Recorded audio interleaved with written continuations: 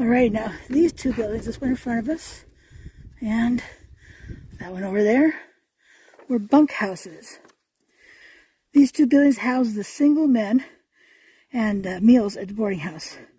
The boarding house, first run by E. Albert Atterbury and wife until 1930, and then Minnie and Harvey Parrish until 1941. So, let's look around.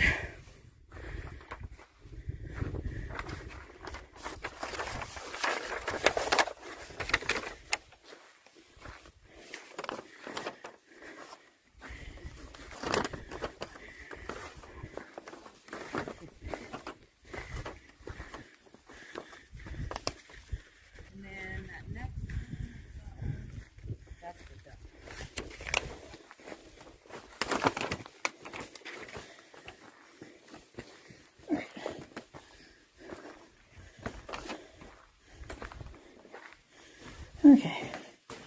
Oh, they're doing some work in here. That's refreshing. Very refreshing to see.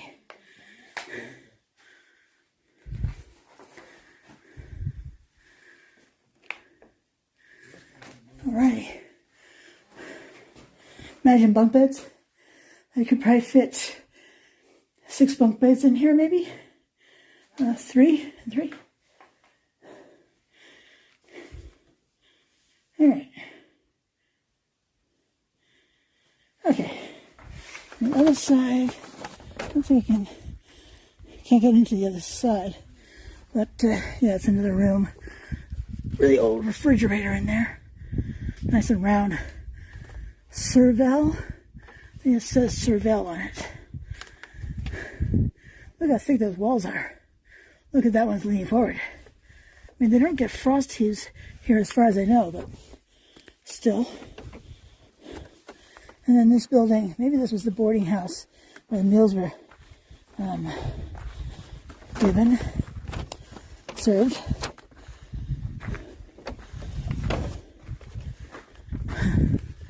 The roof has had a very bad day. There was a very strong windstorm up here a few days ago, and that could likely be why. Okay.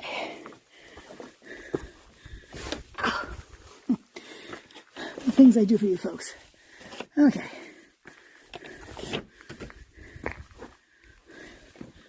Gotta be the billy goat in some of these faces.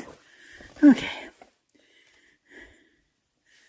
Looks like a portion of the ceiling has come down, and more of it will be coming down.